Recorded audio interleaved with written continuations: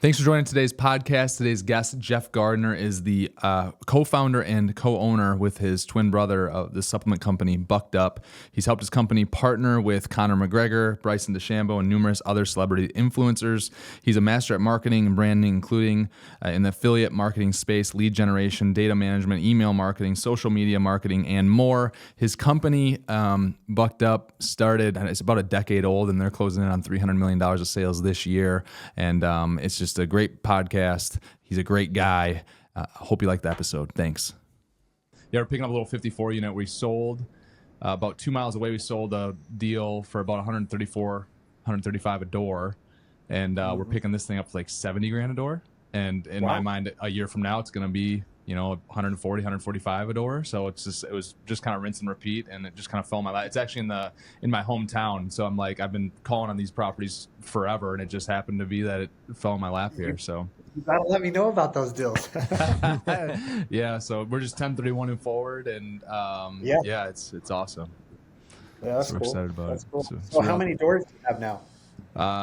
We're at like 1892 or something like that. Crazy. 1,892. Awesome. So we've slowed down on the unit count, but my mindset's changed a little bit as some of these deals, I'm doing the math on some of these deals that we're going full cycle on, and I'm like, what I'd like to be able to do is just own almost like 30 to 50% of the portfolio just straight up by myself, maybe close family and friends, and then keep growing the private equity arm as well and keep our investors rocking and rolling as well. So we've kind of gone through a period where it's been a little bit on the smaller end of deals, between 40 and like 80 unit type deals, but instead of owning somewhere between 5 and 20%, owning 75 to 90% of them, and getting some investors in and whatnot. So just it can be a little bit more of a little more flexibility on the money in the back end, right? So yeah, that's what we're looking to that's do there. Cool. That's cool helicopter in the background. I need to get a real helicopter in the background. You need to come out so we can take you on that. I know. Is that yours? Because you have a couple of them, right? Yeah, I actually invested in a helicopter school. That's right. I own a school just for tax reasons and whatnot. And I acquired that school, and I have a partner in it now. And they run it. He and his wife run it for me, and it's doing really well. But I have of my own. I bought like 3 or 4 of my own, and then I lease it to the school. I lease it, and some of them. But we don't ever lease this one because it's like, this would be considered like the Lamborghini of helicopters. Okay. So you don't lease those out, all the time. So, but all the other ones for training and as people learn on a certain machine, they can work their way up to a little nicer and a little nicer. So I have a couple steps. Yeah. Of helicopters that go up. And awesome. It's a fun little business. I like flying, I can't remember. Do you have a plane or not? I can't remember. We did have a jet. We had a Embraer 300. It was like a Phenom 300, and it was super nice. But we chartered it a lot. But this charter company kind of wasn't very ethical, and so we ended up selling that. Gotcha. And then I moved it over into this school. Okay, got it. Kind of like 31ing. Yeah, no, it makes sense. Yeah. So, but the school kicks out cash, it kicks out. The games you got to play, right? Yeah. So how do you get started in a supplement company? How do you grow it to 9 digits, 10 digits? I don't know, wherever you're at. How do you grow it that quickly? What year did you start it? By the way, I gave everyone that's already listening, they're going to hear kind of your quick background, and I do an introduction at the beginning of this that you didn't hear, so they kind of have some perspective and context. So when did you start that supplement company? Where is it at now, and how'd you do it? Man, we grew up on a farm. It would be surprising to hear that we were farmers, and we grew up in this little farming community up in Clearfield, Utah, which is north of Salt Lake City, and we didn't go to school. We didn't do much of anything. We were just hard workers, and when we came off of our missions, because we're in Utah, we go on these Mormon missions, and we went to a sales floor that, you would call and teach people coaching. It's kind of like your program where you have a mentor that walks you through deals, and they teach you how to do real estate. And at the time, the internet was starting, so we were starting to sell that too, like how to make money on the internet. And we started getting into figuring out that the guy that was giving us the leads to call on, we would call it as like boiler room style, right? And we call and basically try to upsell somebody into working with a coach. So we'd sell them $5,000, $10,000, sometimes even $20,000 in less than an hour. Right. And we were good at it because we were going around knocking on doors trying to sell religion for 2 years. So getting told no over the phone was no problem. You're getting doors slammed in your face. Doors slammed in our faces. This is nothing. So, but we realized that the guys who are making the money are the guys providing these leads to these floors. And the internet was coming on pretty strong, and we said, hey, we need to figure this out. And just by sheer determination and working hard, we figured out, and we were about 3 years ahead of most everybody else because it took them a long time to figure out what we knew. And so everybody started coming to us, and they would come and say, hey, I have this product. Can you help me sell it on the internet? And we'd take it and we would help grow their companies tremendously, right? And so after a few years, we were like, hey, after growing all these other people's companies, let's just do our own. Because some of them would actually not do things right. They wouldn't do customer service right, or their merchant account would shut down, and then they would owe us money. When you say do your own, you mean instead of almost being like the sales team that you're getting a split of the revenue maybe or a commission, you're going to own the products? Yeah, because they would come, and it could be any product. Like, just any random thing. Like, they'd come up to us and say, can you help me sell this? And we'd say, sure, you give us this much money for every sale that we get you. And they would just turn around and make lots more, right? Yeah. They'd have a customer, and they would auto ship them sometimes and things like that. But relying on these other people to run their companies properly was the real chore, right? And so after a while, we were like, we shouldn't do this for a lot of other companies unless we own part of it. And one time, my dad was taking this high blood pressure stuff called L-arginine. And when he said, you should really talk to my boys because they know how to really get you traffic. Do you want to grow this? And he goes, yeah.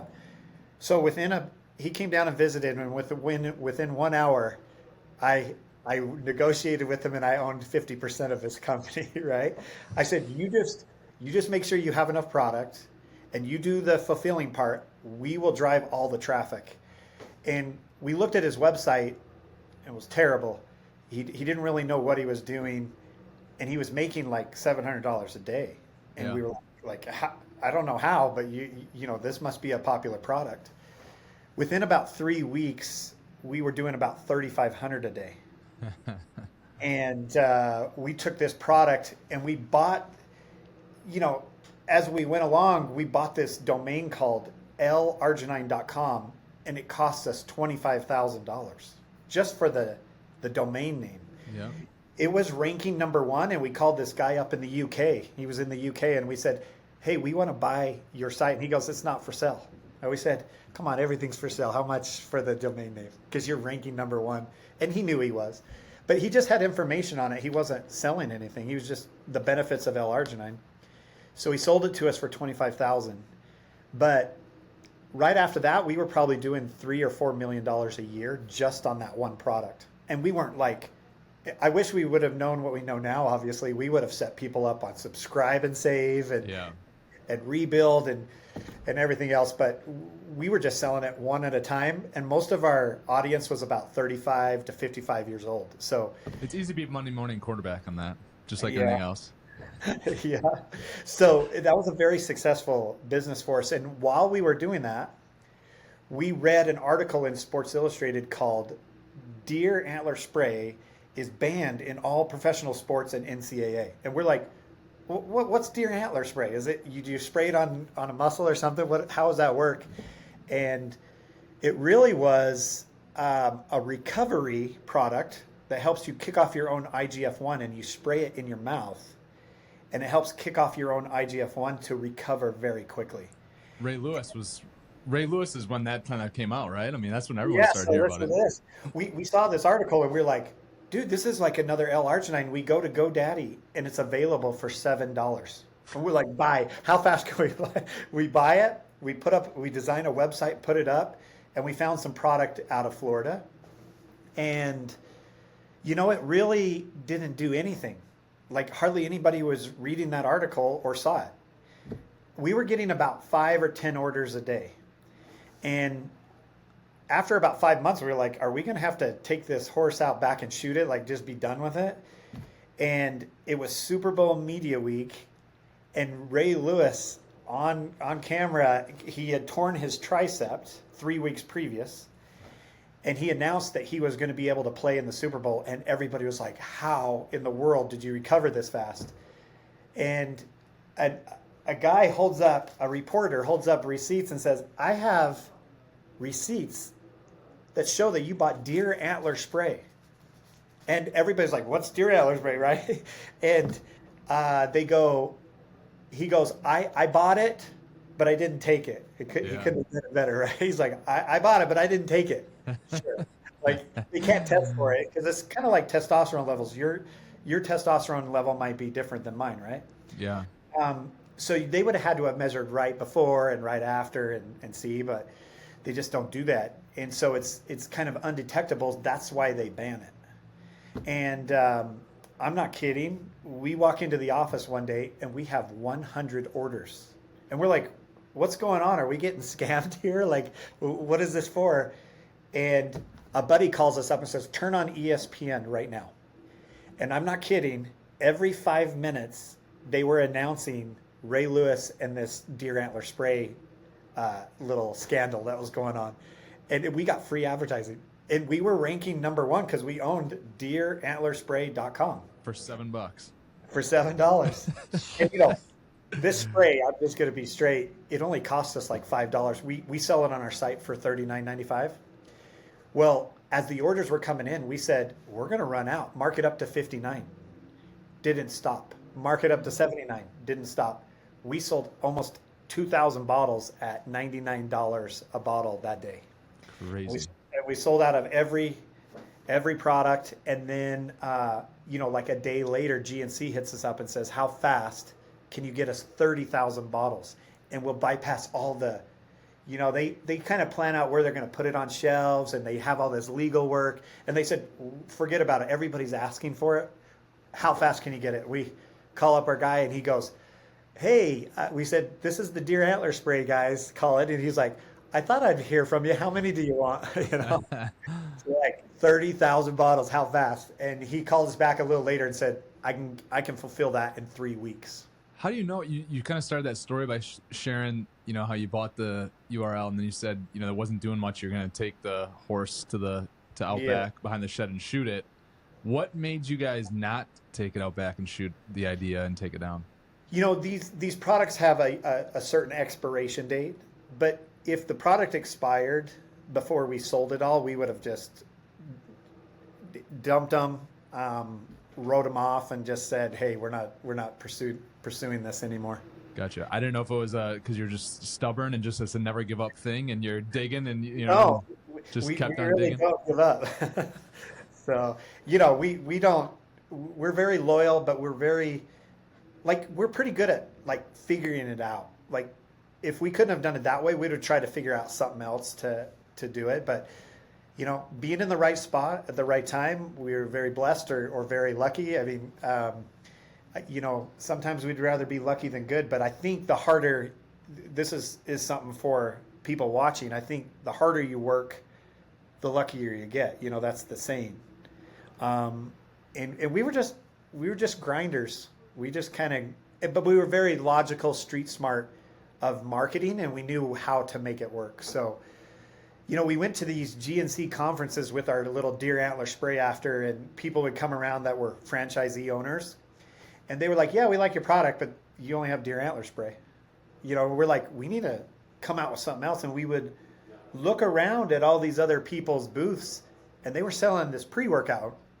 And we weren't big gym guys. We said, let's go try some of these pre-workouts. And they were awful. They tasted terrible. They'd make you itch, and we thought we were allergic to it. All this stuff.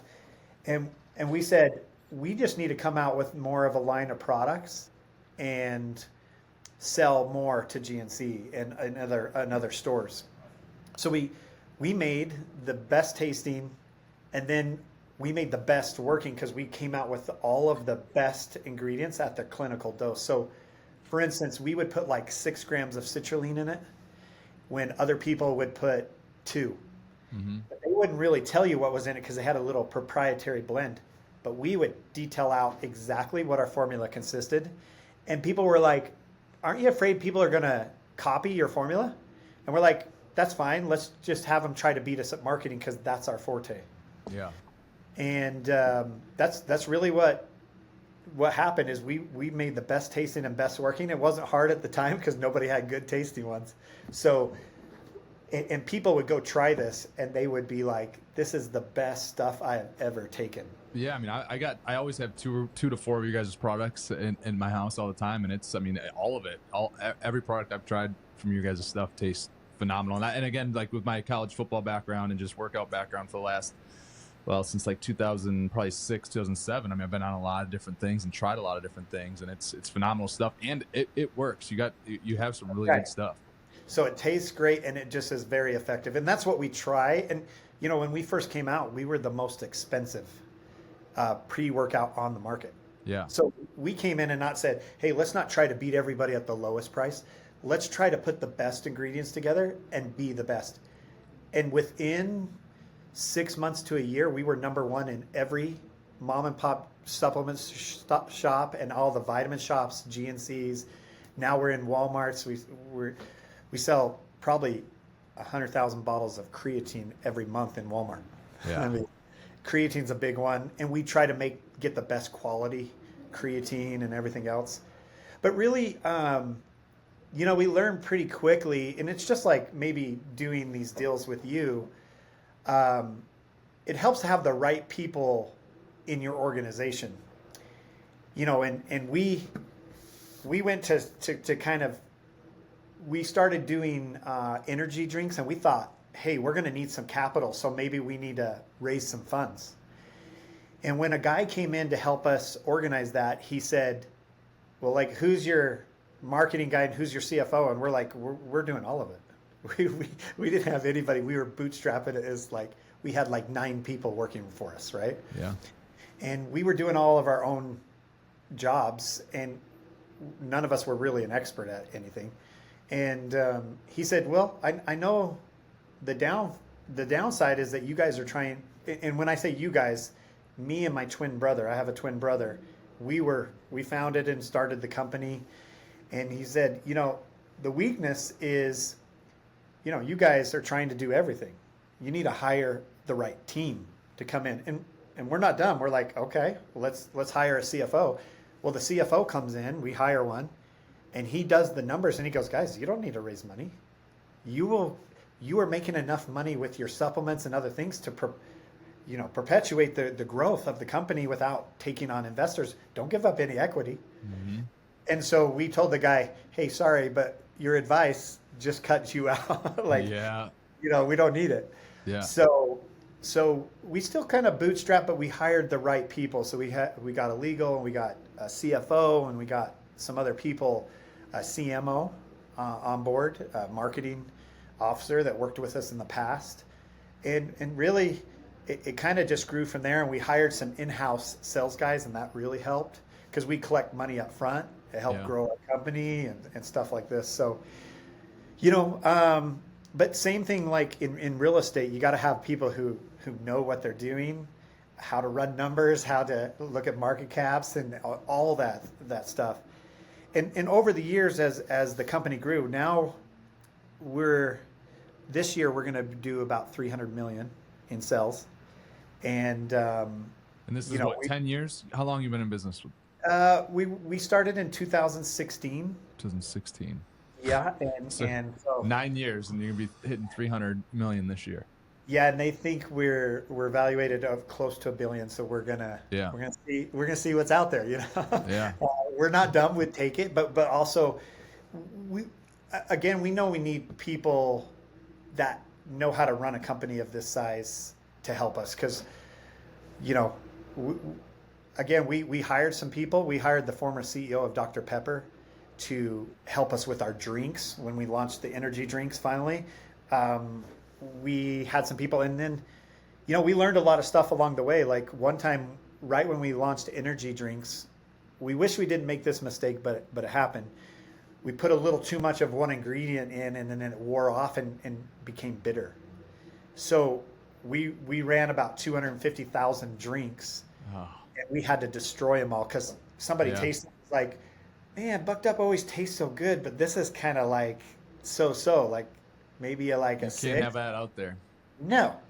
And so we literally did a content shoot, and we're throwing them up and shooting with shotguns and running them over with trucks. And, we learned our lessons. And when stuff like that happens, you got to, if you're given lemons, you make lemonade out of it. And I was going to say, you found a way to get some use out of it. Yeah. And we just said, hey, guys, we know we didn't make the best tasting, but we've come out with a new one. And so we made a new one, and they were like a 9 out of 10 on the drink, on the taste. So that's where we wanted to be. Yeah. So, and then this former CEO of Dr. Pepper helped us get distribution. So the first year we sold about 4 million drinks. The second year we sold 20 million drinks when he was involved. And last year we sold about 65 million drinks. And we're on track. And we just launched a protein drink, and in 1 month we sold 2 million drinks with the protein. That's crazy. It's 25 milligrams of isolate whey protein, and we were the first ones to actually carbonate it. There was a guy who had a patent, and we agreed, and we worked it out, and so now we were the first ones to launch a lightly carbonated protein drink. And so now we sold 2 million of that. I think they're going to sell as much as the energy drinks. It's crazy. So when you had those initial 9 people and you said it was just you guys grinding it out, how careful were you with those 9 people when it came to hiring, as far as like, I feel like if it's that small of a group, if you had one rotten egg out of that, it could it have, sidetracked and blown up everything? And how important was those 9 people that you selected? Maybe they weren't the most, like, again, they weren't perhaps the most experienced, but like, did they have grit? What was it about those 9 people, and what? Exactly. They had the work ethic that we did. I'm glad we didn't have HR, because we were kind of like, hey, slave drivers. Like, we would just tell them how it is. Sometimes we get in arguments and fights in the office. Me and Ryan would even fight, and people would break us up and stuff, because sometimes when you need to get through issues, you need to hash it out and get it worked out. But these 9 people had the same mentality and work ethic as we did, and we didn't expect any less. If they didn't have that mindset, and these are the type of people that would work after hours. They never went 9 to 5. They would be like, if something needed to get done, they would stay late, work hard, and they were very key to our organization. And some have moved on, some have stuck with us from that time.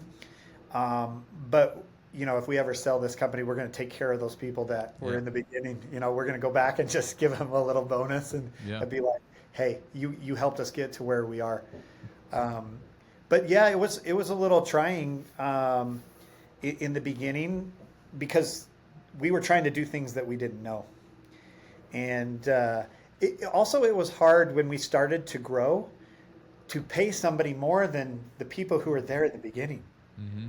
Like this former CEO of Dr. Pepper, we were paying, big money. Yeah. And we're like, you would be making more than me and Ryan and all these people who helped us grow this. But the other side of it is he was going to help perpetuate us much, much better. So we had to suck it up a little bit and eat it. Yeah. But it was worth it. And having like those right people, and especially in the beginning, we were pretty good until of that same mindset, work ethic, until we got to about 70, 80 employees. Then we kind of had to get an HR, and then the whole mindset changed. Honestly, when HR comes in, people have somebody to go complain to. Hey, Jeff yelled at me, or Ryan yelled at me. Before, they would just have to tell us, and we're like, but when HR came in, it definitely changed things. Now we have about 300 employees. Yep. And we do everything in house. We fulfill out of our own warehouse. We now have 3 buildings. One's a content house, and we have a headquarters here in Orem, Utah. But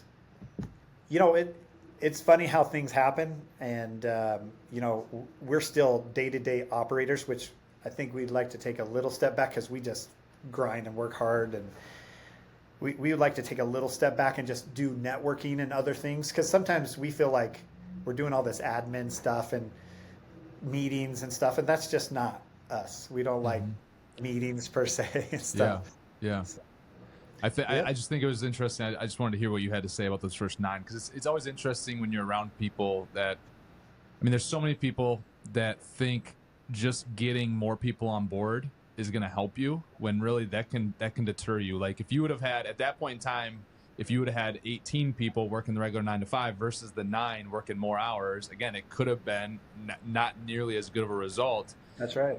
Just because of the type of person you're bringing in, thinking that you needed a seat, thinking that you needed to fill a seat, when really it's just, hey, let's figure out how we can buck up and do this.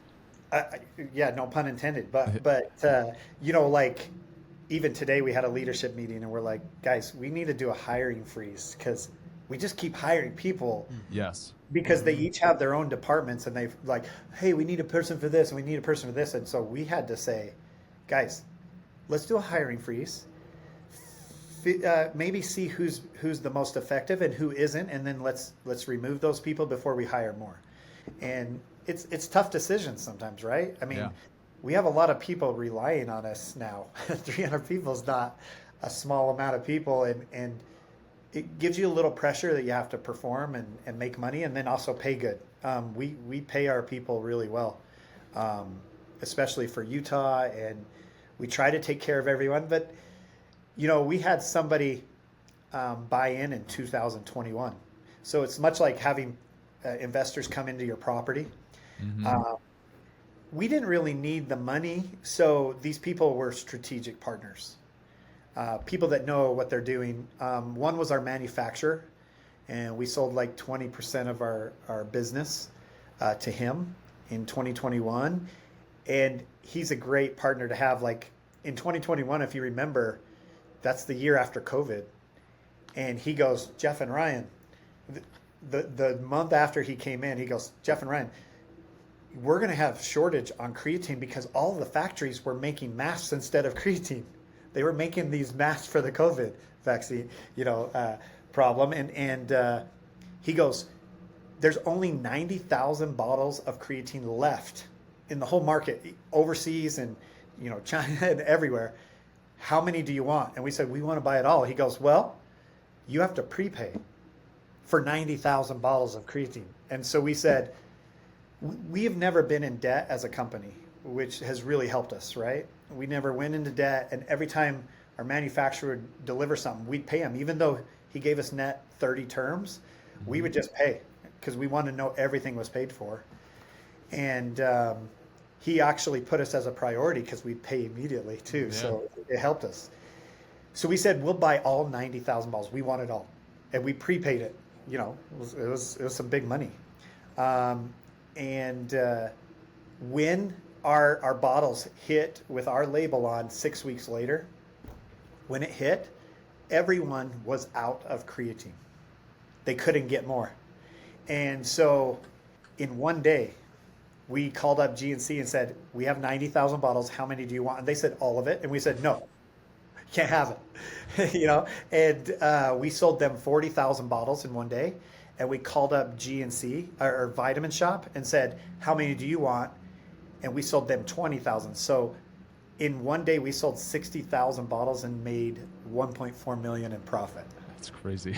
So we were like, hey, this is why you get strategic people to help, right? Yeah. Or you have the money to buy stuff, or you don't go in debt if you don't need to. We put the rest of those bottles, the 30,000 we had remaining, we put on Amazon, And because everybody ran out of stock, we went up to the top and we were selling 500 bottles a day at full retail price. Yeah. And we'd marked it up because nobody had it. Yeah. So, being in the right time, spot at the right time has always been kind of our forte, and being ready to handle certain things that come up. It's always been something that we've been really good at timing and working through. So, and then in 2021, we had a PE firm that came in and they bought 25% of the company for bigger money. So, Yeah. and we just took it all off the table. They came in and said, "Hey, okay, put all this money to work," and we're like, "We don't need that." Right. And they're like, "Well, what do we tell all our investors that are helping go into this fund?" And we're like, "That sounds like your problem, not ours. But we're going to take it because we don't need it." And they went through with it because they saw the When you potential. say we don't need it, the company didn't need it, you're saying? And Yeah, the company Yeah. didn't need it That's for right. growth, and yeah. because we had never gone into debt, so our business could always pay for itself. Yeah.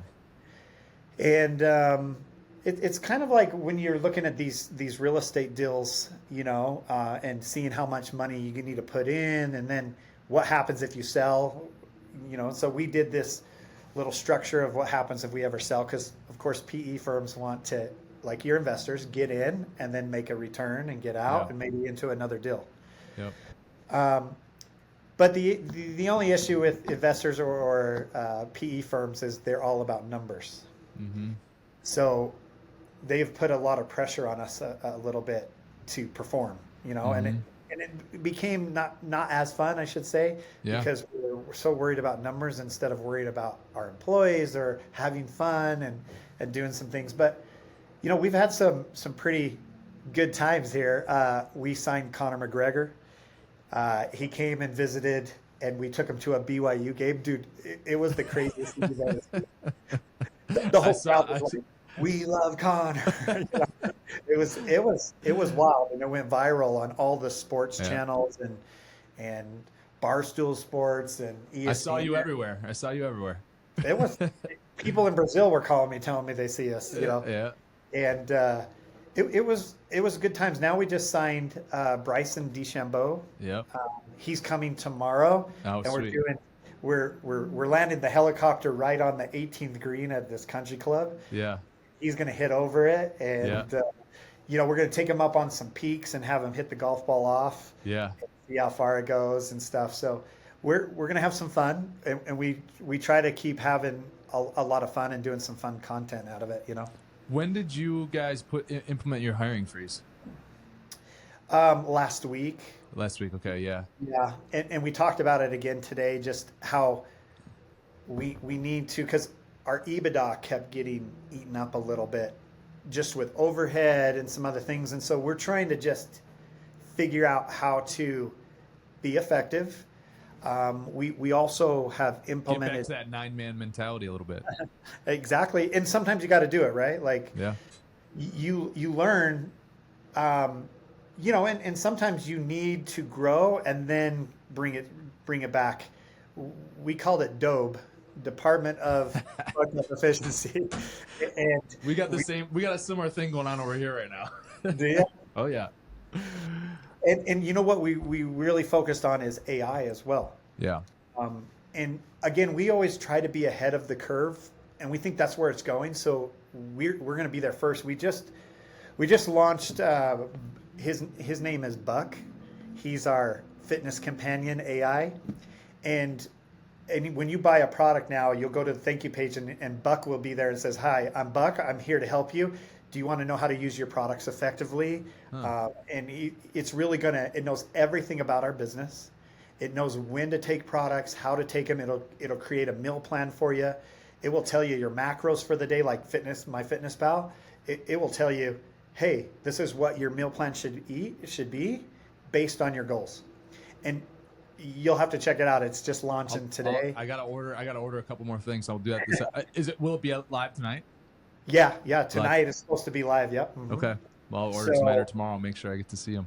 For sure. Yeah, you'll see, and we'll send you some pictures. But it's, Buck is awesome, and it's going to really, we implement it into our customer service.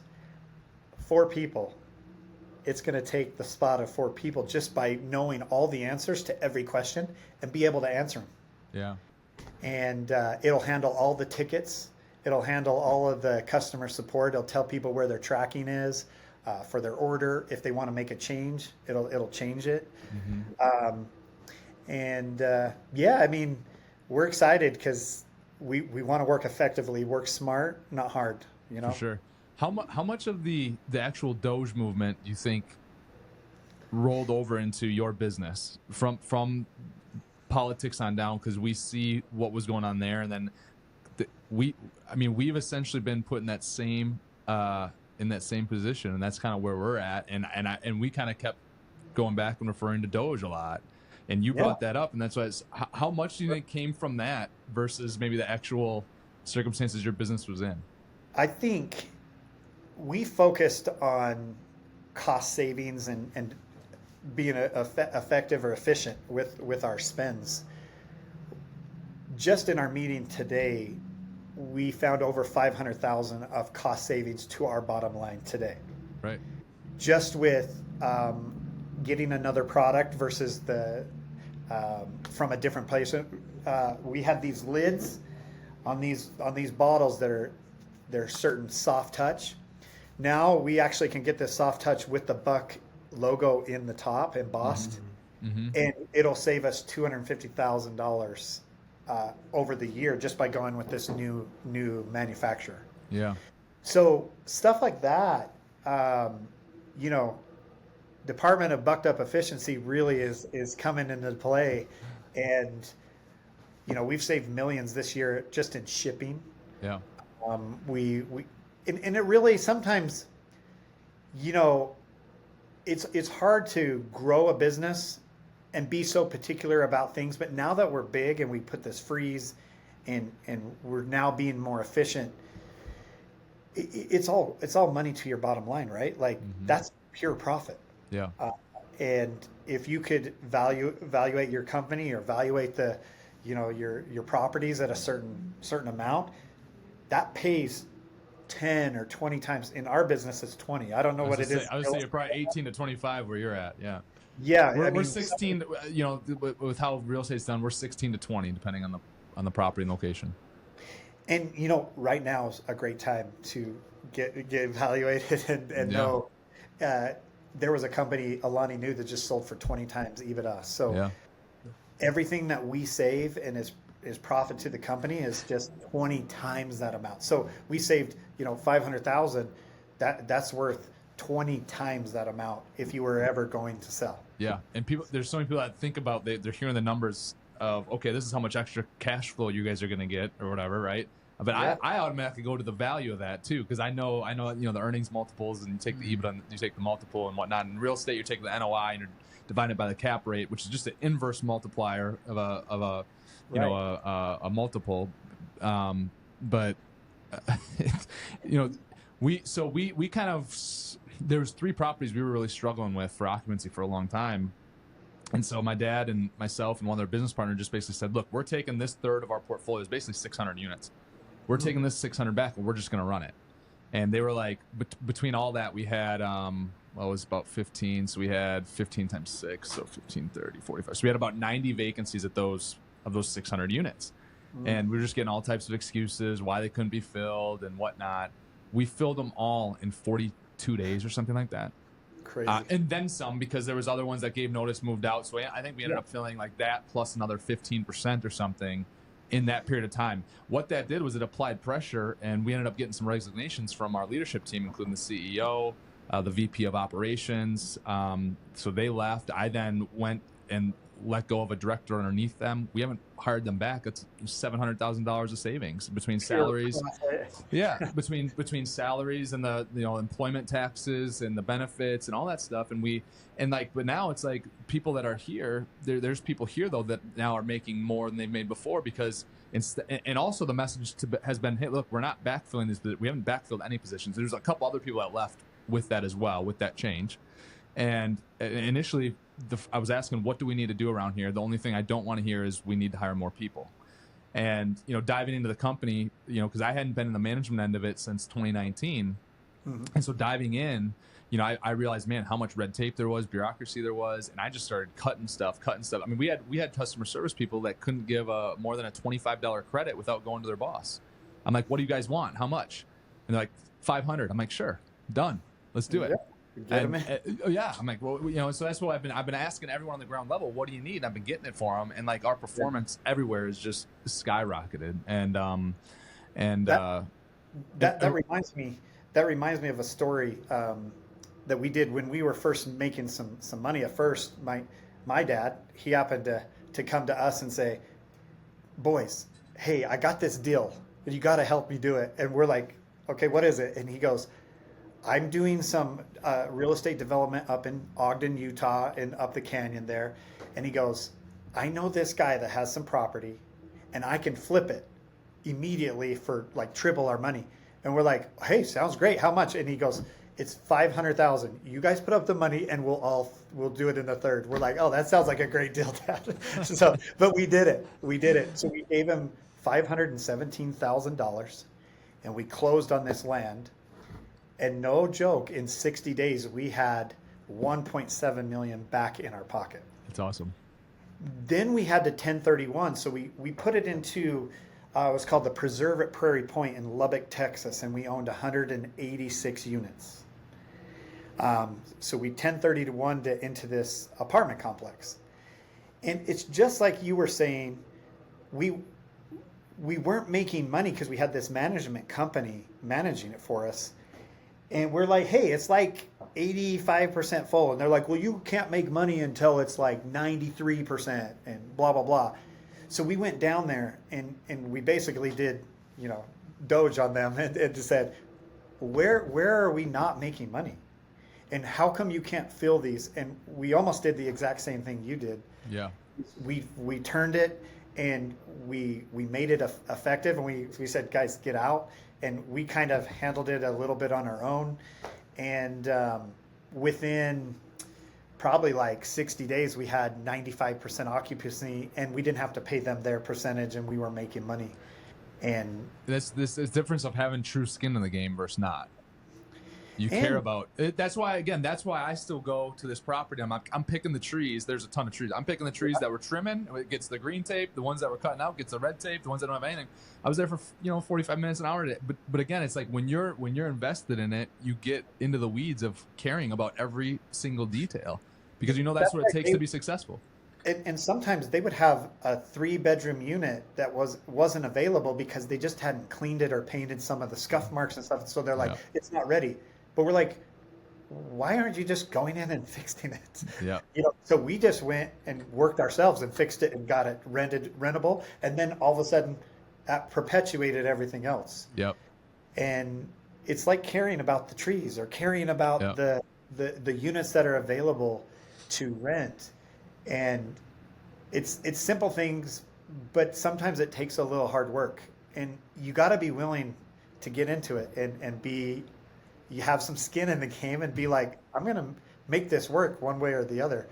And you just be persistent and determined to make it happen. Well, and then like what we're doing, we're kind of going back again to like your first 9-man mentality, I'm going to call it.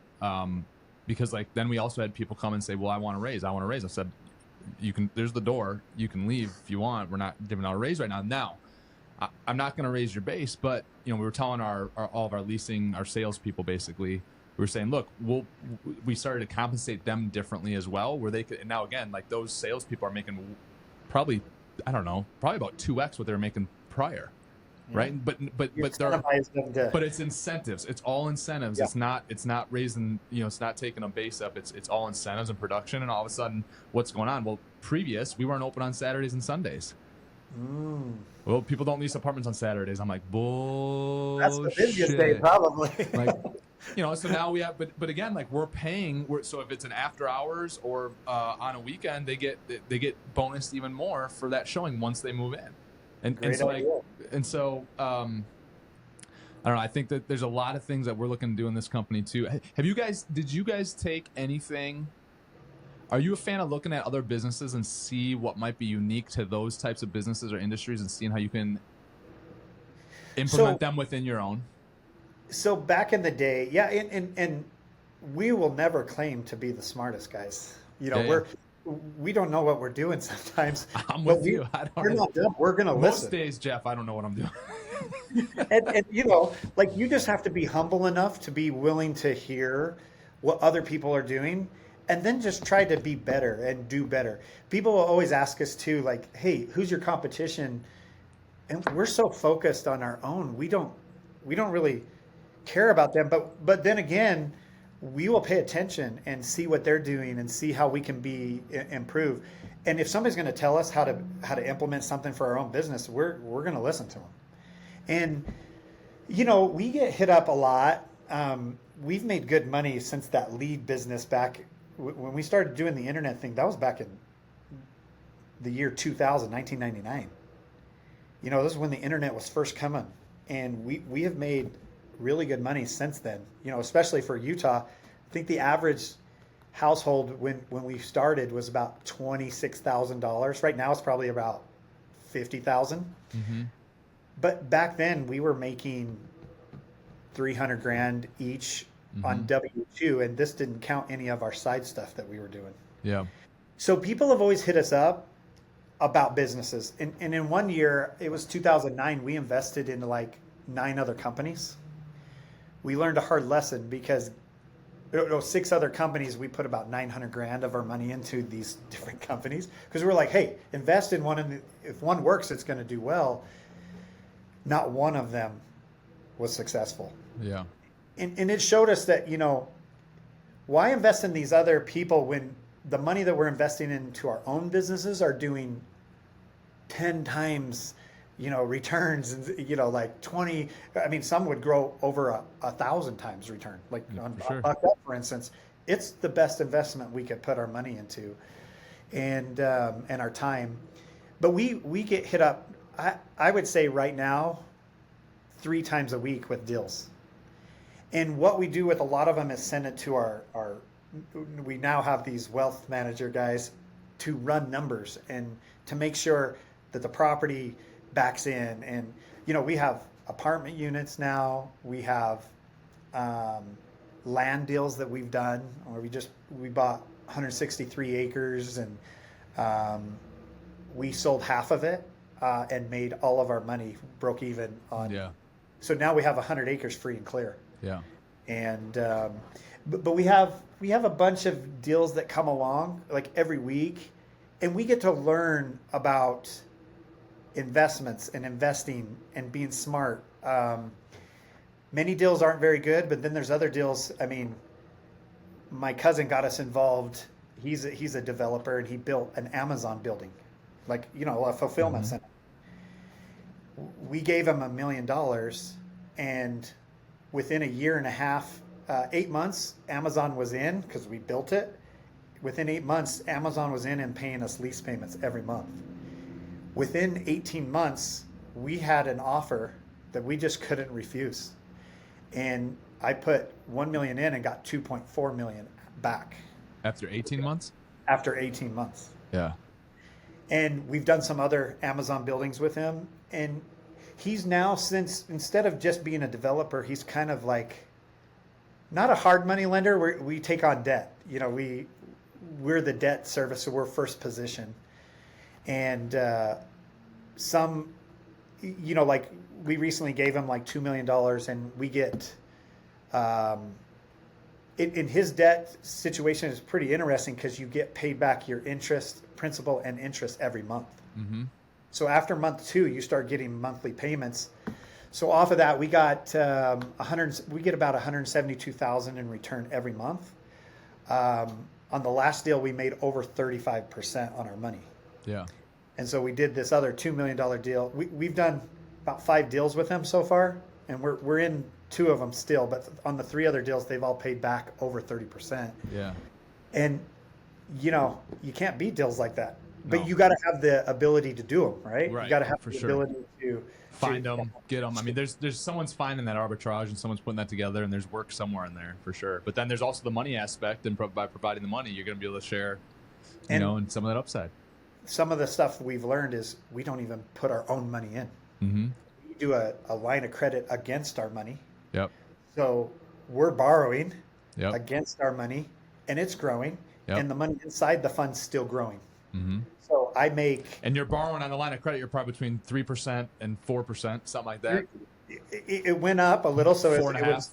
Yeah, it was like 4.5 to 6%. Okay. It depends on the, Yep. what's going on with interest rates, but I'm making big money on that, and so I'm not even using my own cash. I do the same thing. We have an account that I borrowed against the line of credit before too, and done the same exact thing. Works great. You said something that I tell a lot of people when they come to me looking to, there's a lot of people that come to me really early on in their business and say, hey, look, I want to invest with you. I got like 25 grand or 50 grand. And I'm looking at them, I'm like, look, your business is crushing it right now, but it's early.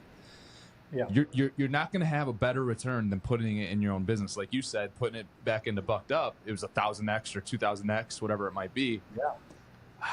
And people are like, well, I want to be diversified. But I think there's a time where you shouldn't be diversified. How long were you in the game before you were more diversified?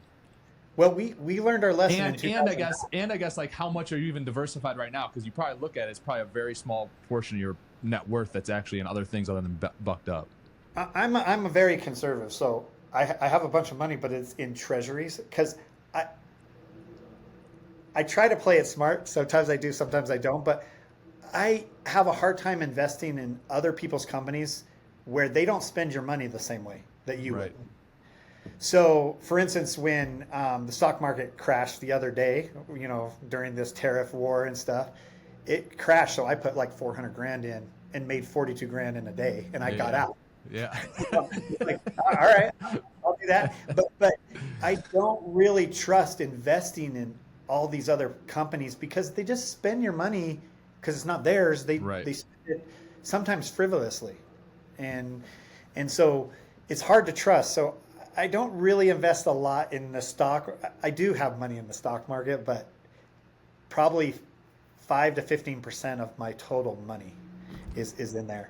The rest is in treasuries, and I'll tell you why. Is when real estate, let's say we don't get a lower interest going on here, the Fed doesn't cut rates, people are going to be losing houses, complexes, everything else, because the rates may have got a balloon payment loan or whatever. I will be in a position to come in and sweep those up for sure because I have my cash and cash is king. But even though I have cash, I'm only borrowing against it, not using it. Yeah. So how far along were you in your business before you started diversifying these other things versus just plowing it back into whatever business you had at the time? In 2009, I learned my lesson. So I didn't invest into other people's stuff for a long time or diversify. Yep. Probably in about 2013 is when I really started investing in other things. But I had to be careful because I had been burned so bad in the past that I was like, it's got to be something that I know. And I know real estate works, right? This is one of my favorite things is real estate, because real estate, in my first 10 years of marriage, I lived in 10 different homes, but I was buying and then living in them and flipping them. I wish I would have kept all of them. Real estate has not gone down. It only goes up. Like over time, it's only gone up. I wish I would have kept all of them. I bought my first condo when I first got married. A 2-bedroom condo was $45,000. Like, how do you? It's like $400,000 now. Yeah. Like I would have increased it a ton or kept renting and things like that. I wish I would have kept all of my homes. I have about 5 homes now. I'm buying a house on the beach in Brazil this week. It's a lot of crazy shit. Yeah, but at this point I kind of can. But I can get a maid, a cook, and a full-time masseuse. They're each $300 for the week. Yeah, we have a friend, and he's probably $100 million net worth guy. He was in Washington, but I think it was during the COVID mess. He built a house down in Cabo, and it's the same thing. He's got I think he's got a staff. I mean, they built it's a $20 million. It's a big house on the ocean down there, and but he's got a full house. Like I think it's like 6 staff members full time for their family that I think total annually they pay like 60 grand a year. I think for like that's all of it all in for the Mhm. year. Crazy. My buddy has one on the beach there. Cabo has gone up in price a lot. Like, Yeah. but you know, I asked my girls. I have 4 girls, and just the other day I was like, hey, at dinner time, I'm like, I want you guys to describe your perfect day. And what they described was last New Year's we stayed in Brazil on this beach, and everybody described their perfect day as everything that had. And I said, you know what, I'm doing it. And it's perfect. Everything is super cheap. I mean, I bought a house on the beach. It's not a crazy good house, but it's awesome. And $450,000. Yeah. You know, and then you get your maids, your cook, your cleaner. And a masseuse. My little girl's getting a massage every day. She's lined up to get her massage. You know, it's crazy, and I love the Brazilian people. And I just said it describes our perfect day, so that's what I'm going to do. And we'll go stay a month and different things down there. Yep. It's got great internet. You know. Yeah. So Jeremy Barker was on last week, and we were talking a little bit about what about work-life balance, right? yeah. And just like what we're kind of talking about here is how do you kind of intertwine I mean, being so busy over the last, I don't know if that thing keeps when I do something. Does it pick me up? Yeah, I don't know. It randomly does it every now and then. How, with over the last 2 decades you building your business, what is your opinion on work-life balance and viewpoint on work-life balance? You know, as an entrepreneur, it's always tough because we're not afraid of hard work. And if something needs to be done, we're going to stick it out and do it. You know, it's good to always have a wife that keeps you in check, right? Mm-hmm. My wife's been a tremendous help. She understands that sometimes I need to work longer than I need. And so there's times and seasons for that. And then at other times she puts you in check and says, hey, her key word is we're a little unbalanced here. You need to get things back to balance because sometimes I'll just work and work and work. I don't stop. And she does a great job of keeping our family balanced and keeping me balanced. And, we work hard, but we play hard. With the helicopters, we have helicopters, and we have, we go on pretty good vacations, and I take the family a lot, but sometimes I just take my wife. But we've been on, I was just thinking of this over the last weekend. I've been on a lot of phenomenal vacations to really great spots. And I've really been blessed to have that happen, but I have to keep that balance, especially my wife, just my relationship with my wife even. I know vacations and having some downtime with her pays its dividends 100 times over. And behind every successful guy, you got to have a good woman behind you and have a successful, partnership there. So yeah. Keeping the family. I mean, it's good in Utah. We're very, very family oriented, right? Yeah. And my kids, one of them plays Division I soccer, and the other one could play. I don't know if she's going to keep going. She's going to be a senior in high school this next year, and she's getting offers all over too. But being there for the kids and going to all their games and stuff, that's very important and something I enjoy. I actually, I'm super busy, and this last year, my daughter's high school, I said I will help coach. I love that. And they weren't very good at all, but guess what? We went undefeated because I like to be smart, not hard. I mean, we don't have to be the best team. We just have to outthink them. And we went undefeated, and we took the state championship and beat teams that they had never beat in school history. And my daughter won Offensive Player of the Year for the whole state of Utah, and she won MVP in her 3A class. So, but we love sports. I'm a big sports guy like you are, and you got to learn fundamentals. And same thing with investing. stick to some fundamentals, and they won't lead you astray. And that's what we did. We just worked on fundamentals and then being smart. And soccer IQ. We'd play every game, and after every game, I would review tape and I'd go through it. And, I would tell these girls, I said, hey, I'm not here to show you the bad. I'm going to show you bad and good, but don't take the constructive criticism badly. You got to be willing to listen. And it's not just for you. It's for everyone in this room, even though you are the example. So don't take it to heart. Everybody makes mistakes. Let's learn from our mistakes. And so shortly and surely, they became so good. I mean, these girls were very good at listening, and they just understood. And I had 9 ninth graders on the team. It's crazy. And they just learned how to get it down, how to, how to score, because in soccer, it's all about converting a goal. Yeah. The other team could be better, but if you convert more goals, you're going to win. Yep. So take advantage of every single opportunity in the box.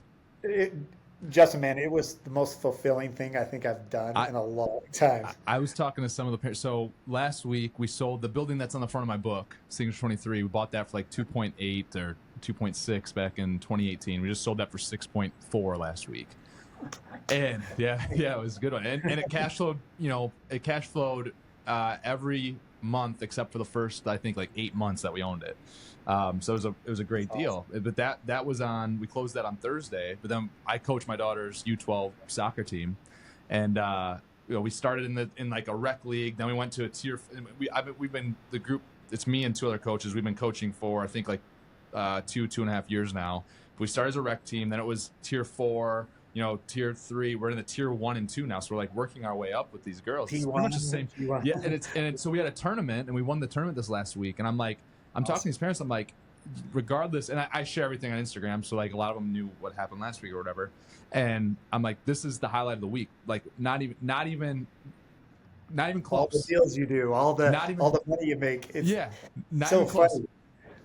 It's so fulfilling, right? Yeah. Like seeing them, and not even just I have a competitive problem, but like me too. knowing that like the competition we were playing 2 years ago, we get beat 6-0, 8-0, 10-0 against those teams that we're playing. And now going into this tournament, we played 4 games to win it, and we outscored them 18-2. Right. And so, but like I'm sure you also probably, I a lot of times when I talk to the girls about what we're doing, because the high school coach here says, hey, you coach these 6th grade girls like they're high school boys. I'm like, I know, you got to treat them like athletes, right? But we talk a lot about how mentally, yes, mentally, they got to be mentally strong and they've gotten so mentally strong. They've gotten so competitive. They've gotten, like, we had practice last night. I'm like, hey, we won a championship. You guys just want to, because it was the first championship they've won. And I'm like, you guys just want to be done and call it? They're like, no, we're ready to practice. Like, they don't want practice to be done, right? And so I'm trying to get through to their head, more so than anything than the soccer too, is I'm trying to get through to their head that, look, everything that you're learning here, you can apply that to your life forever in whatever that it is that you want to do. And so I have a blast. I didn't know that you coached your daughter, and so I just wanted to share that story because I had a blast doing it. And again, so sports, fulfilling. And sports is what allowed me to. It taught me everything that I still use today. And sometimes, like sacrificing for that stuff, it's a big sacrifice at the time, but I'm not kidding. This was, like you said, for the year, that was more fulfilling to me than anything that happened with Bucked Up. And Bucked Up was going on a rocket ship, and it's like, dude, this was so fulfilling, and it took such a sacrifice of my time, but my relationship with my daughter and just being part of something that was so fulfilling, I couldn't put a measurement to it. It was crazy. Yeah, 100%. So. That's awesome. Joel, I don't know if you have any questions or that you want to. I don't know, not necessarily a question, but I think something that I don't want to gloss over that you started with, and it seems to be a trend with your whole journey, is at the speed of which we take action. Literally Bucked Up was formed based on you seeing this clip on them saying, nope, you're not allowed to take this and we're going to ban this one thing. and you didn't even know what it was. Right. But it's I just didn't that, even like, you consult didn't, that. you didn't think it was the action, the immediate action, the immediate. All right, well, let's look into it. Let's buy the domain. What is it? Where can I get it? Where can I move? And then even on the cusp of it, maybe dipping, maybe not. We'll figure it out on the back end. But Yeah. over and over and over in your story, it just seems to be that pattern of quick to act and then kind of fill in we'll figure it out as we go now, but we made the decision, so let's move You're forward. exactly right. There's some people that talk about doing things, and then there's others that can actually get it done. I mean, there's so many deals. My parents moved down to closer to us. They from an hour north. They moved down, and it's a matter of people who can get things done. You kind of explained it. There's people who talk and say, "Oh, this would be crazy, a good idea," but it's those that can actually just get in and do it. And my parents that moved down right after COVID, my mom said, my dad's getting old, and they were on 15 acres. So they had a 5-acre piece and a 10-acre piece where a warehouse was. And my mom came down to our area and bought a house without my dad even knowing. I mean, really. And then she goes, "Jeff and Ryan, can you help me?" I'm like, yeah, we helped her get the house, because she's like, your dad's getting so old, he can't clean up these properties and maintenance. So then we talked to a guy that was on this 10-acre piece. They had built a strip of storage units, and the guy wanted to expand and do another set of storage units on it. We talked to that guy and said, "Why don't you buy all 10 acres and the 5-acre piece, since you're like a developer? Why don't you buy all this?" Within 60 days, my mom had paid us back. The guy paid $2.1 million for their pieces. And my dad was such a hoarder. He had put so much junk on these properties that the guy goes, "I'll give you 30 days to come get whatever you want." And literally, he cut a hole in the side of the warehouse and just brought a tractor and dumped it in their backyard. Just scooped up stuff and just put it in a dump trailer and took it to the dump. But they were broke, and Ryan and I were supporting them basically. And overnight, they had 2.1 million cash in their pocket, because they had all their properties were free and clear. They'd owned them for 30 years. All because your mom just took action and just went and did it. That's what it comes down to, right? Like, she just made a decision and then went for it, and then we do whatever it takes to try to make it work. But really, it's the action part and executing. A lot of people come to us with really great ideas, and then they're like, "Hey, they've had these ideas for a long time, but we actually are good at executing." And that's what it comes down to, is just taking action and moving and making it happen. The speed thing's huge, because I mean, again, like in my mindset now with what we're doing, I mean, we bought another smaller property, 64 units, in December, and I was just doing a count today, as of we have some more going vacant this week and in June. But by the end of June, we'll have already remodeled 19 plus. We'll have remodeled all but 6 units, and we bought it at the end of December, right? And so, like, it's a speed thing for us. And what we're trying to get to is, okay, I want to be able to buy a 300 unit and turn that thing around in just 6 months.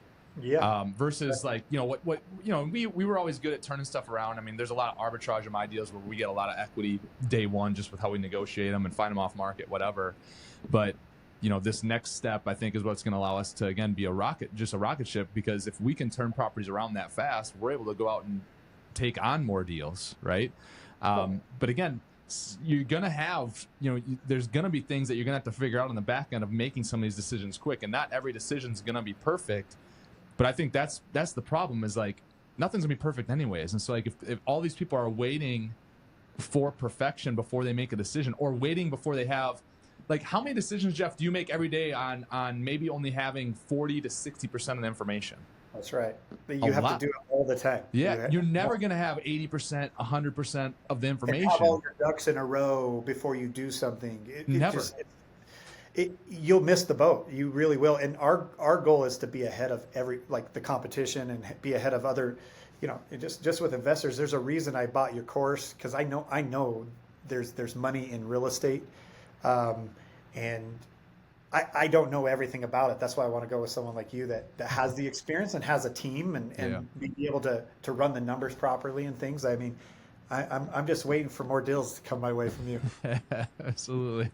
Hopefully we'll get send you some here soon. So yeah, I'm ready. I'm ready. Sweet. Well, I'm sure you got to stop and stuff, so I don't want to take up too much of your too much more of your time. I appreciate you coming on. We do have a question from the previous guest, and then you'll answer that, and then you'll leave a question for the next guest. So Joel, do you have a couple more minutes, Jeff? Yeah. Okay. I do. Question from last week was, if you have exited a company or property in the past, do you wish you would have held it? Or if you have some, like moving forward, are you looking at with the properties and companies that you do have now, are you looking to make an exit, or are you looking to hold, and why? There's a couple of things with real estate. Like I said, I had all these 10 homes, but even with that property in Texas, we ended up selling it. I wish I would have held on to it, and I didn't understand the power of leverage, because I probably would have just got a line of credit on any of the, I'd get an appraisal and then loaned against it and use that money to go get other deals. I would have held on to all real estate. As far as the company goes, we're going to have an opportunity here to make that very decision, whether we want to stay on and sell it, or there's people that are going to approach us. We're going to market, and we're going to see if we can sell this bad boy. And then, but it will depend on what kind of structure it is. Meaning, if it's a strategic partner, I'd probably stay on and maybe take a second bite of the apple, because they'll want to flip it even for bigger money. But if somebody offers me big money, I mean, I'm not dumb. I'm going to take it, and I can always invest with my cousin, with Justin, with other people, and let my money work for me. But I've always been of the mindset to take a little piece. It's kind of like somebody coming around in a party with hors d'oeuvres. You just take a little piece along the way, every once in a while. It's not bad, and it's worked for us so far. So I'm not dumb. I'll take it when I can get it. But in the real estate world, I think I would probably try to hold on to most, or like Justin does, is flip it into a bigger project and flip them, for bigger and better opportunities in real estate. And protect it from the tax man. Yeah. Yours is great because yours is passive income, and mine is like, dude, I cannot get out of it. It's crazy. I pay so much in taxes. I try. Yeah. That's a good thing about being full-time real estate. Your active and passive can both be wiped out by all the depreciation and whatnot. That's what I love about real estate. Yeah. Jeff, what question do you have for the next guest? I think maybe what is your biggest hesitation into taking action and moving forward with deals when they come? I see a lot of deals that come across, and sometimes I'm like, should I do it? Shouldn't I do it? What is their biggest thing that makes them pause? Because like you guys said, it's all about taking action and doing it. On the gambling table, if you don't, you bet big to win big sometimes, right? But there's some risk involved. So like, what is the biggest thing that has people pause or hesitate from doing deals? The craziest thing too about people making decisions on certain things is, I think you'll relate, is there's a lot of times I'll have someone that's waiting and just pontificating on something, whereas I'll make the decision, I was wrong. I'll make the next decision to try to correct it. I was wrong, and I keep being wrong. I could be wrong 6 or 8 times, but I make that decision so quick that I can be wrong 6 or 8 times and still then find the right answer and the right path before the other person's ever even made that first decision. And I think they also put so much weight on the failure, where it's like, Look, not all failures the same, because there's very few things in life that are going to completely cripple you for the rest of your life Right. if you make a Exactly. mistake. I think that's, that being hesitant on deals and other things is where you can definitely miss the boat because, man, I've had some opportunities to miss me, but most of the time we're just going to move and make it happen. So Yeah, we're usually ahead of the game. 100%. Sweet. Well, awesome, Jeff. Appreciate you hopping on and taking the time. And all you guys that are listening to Let's Get It podcast, thank you very much. Tune in to the next one.